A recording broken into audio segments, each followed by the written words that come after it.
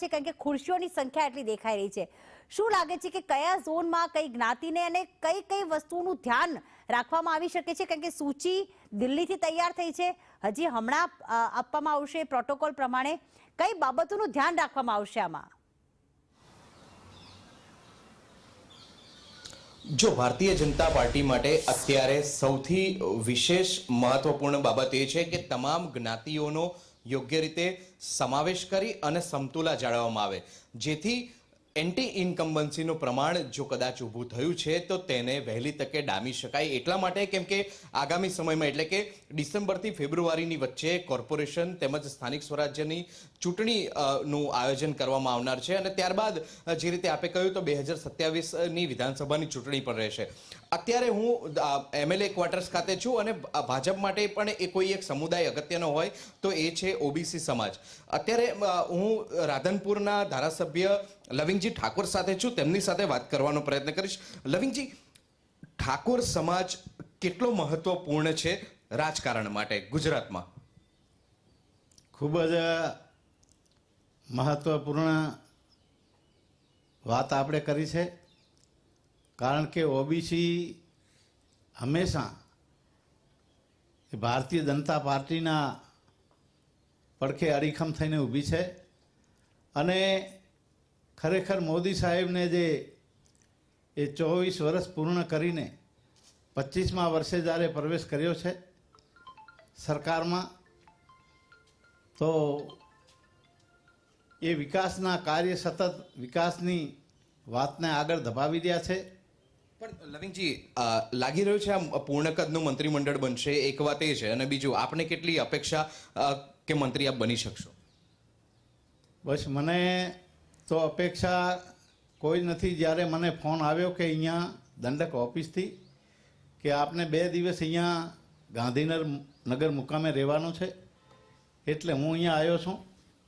અને આમાં તો મંત્રીમંડળની વાત છે, શપથવિધિની વાત છે, એમાં હું હાજર રહેવાનો છું અને મને આમંત્રણ આપ્યું છે. અને બાકી તો પાર્ટી જે કરે એ અમારા માટે સર્વમાન્ય છે. હું એક નાના કદનો માણસ છું, કાર્યકર્તા છું, એટલે મને ખૂબ જ સંતોષ છે કે પાર્ટી આખા ગુજરાતમાં જે વિકાસના કાર્યો કરી રહી છે એ ખૂબ જ ગરીબો, ખેડૂતો, પીડિતો માટે સરાહનીય છે. એટલે ખૂબ અમે રાજી છીએ અને અમારી પાર્ટી હંમેશા એ ગરીબોની, ખેડૂતોની કદર કરવાવાળી પાર્ટી છે. આભાર લવિંગજી વાત કરવા માટે. તો જે રીતે લવિંગજી ઠાકોરે કહ્યું કે તેમને કોઈ પણ પ્રકારની અપેક્ષા નથી, પરંતુ મહત્વપૂર્ણ બાબત એ છે કે એમએલએ ક્વાર્ટરની અંદર મોટા ભાગના ધારાસભ્યો આખી રાત જાગ્યા છે. એક ફોન આવવાની અપેક્ષાએ તેમની રાતનો ઉજાગરો થયો છે, પરંતુ એ તમામ આશા તેમની ઠગારી એટલા માટે નીવડી છે કેમ કે હજી સુધી એક પણ ધારાસભ્યને ફોન નથી આવ્યા. બીજી બાબત એ છે કે મંત્રીઓને, પદનામિત મંત્રીઓ માટેનો ફોન લગભગ 8:30 વાગ્યાથી 9 વાગ્યાની આસપાસ કરવામાં આવી શકે છે. સંદેશ ન્યૂઝ દ્વારા પણ સચોટ માહિતી દર્શકો સુધી પહોંચાડવામાં આવશે, જેથી સાચી માહિતી લોકો સુધી પહોંચી શકે. બિલકુલ. વધુ અપડેટ માટે નિર્મલ અને હિરેન આપના સંપર્કમાં રહીશું. આભાર.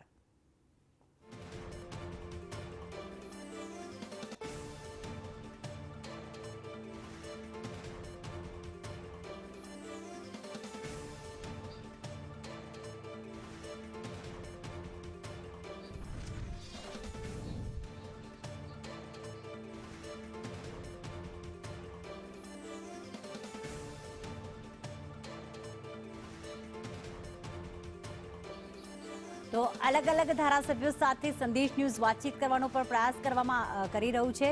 સંજય ગોરડિયા, ભારતીય જનતા પાર્ટીના ધારાસભ્ય, તેમની સાથે પણ કરી સંદેશ ન્યૂઝે ખાસ વાતચીત. તેમણે શું કહ્યું, તેમને કેટલી આશા છે મંત્રી બનવાની, આવો સાંભળીએ. છે ને પહેલા જૂનાગઢના ધારાસભ્ય સંજય ગોરડિયા મોર્નિંગ વોક કરી રહ્યા છે અને વોક કરતા કરતા તેની સાથે વાત કરીશું. શું કહેશો સંજયભાઈ, 11:30 શપથવિધિ એ પહેલા આપનું મોર્નિંગ વોક? તો રૂટીન પ્રક્રિયા છે, તો એક વ્યવસ્થાનો ભાગ છે શરીરની માટેનો. એટલે એ તો આદર્શની પ્રધાનમંત્રી શ્રી પણ કહે છે કે તમારા શરીરનું તમારે ધ્યાન રાખવું. ચહેરાના હાવભાવ કંઈક અલગ જ કે છે. એ ચહેરો તો ખુશ જ હોય. મોર્નિંગ વોકમાં સવારમાં ઉઠો તો સૂર્યના દર્શન થાય એટલે ચહેરો તો સરસ જ હોય છે, એમાં મજા જ આવે. ફોન આવ્યો આપને? તમને ખ્યાલ આવી જશે ફોન આવશે એટલે. હજી સુધી નથી આવ્યો? એટલે આવશે એટલે ખ્યાલ આવી જશે. હજી આપ માનો છો કે જૂનાગઢ જિલ્લામાંથી કોઈને પ્રતિનિધિત્વ મળશે?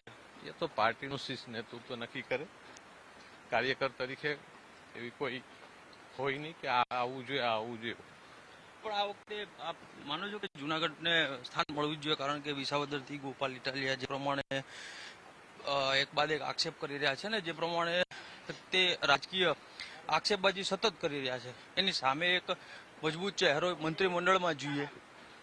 આ પાર્ટીનું શીર્ષ નેતૃત્વ ચિંતા કરતું હોય છે કે કઈ રીતે ગુજરાતને દેશને ચલાવવાનું છે, અને એ અમારા કરતા સિનિયર આગેવાનો પાર્ટીના છે જ, એટલે એમને ચિંતા હોય જ છે કે કઈ રીતે પ્લાનિંગ કરવો, કઈ રીતે પાર્ટીને વધારે મજબૂત કરવી. તો જે પ્રમાણે સંજય કોરડિયા છે તે કહી રહ્યા છે કે પાર્ટીના ધ્યાનમાં તમામ વિષયો હોય છે, તે વિષયોને ધ્યાનમાં રાખીને જ મંત્રીમંડળમાં નેતાઓની પસંદગી કરવામાં આવતી હોય છે. કેમેરામેન કુંતલ મહેતા સાથે કશ્યપ જોશી, સંદેશ ન્યૂઝ, ગાંધીનગર.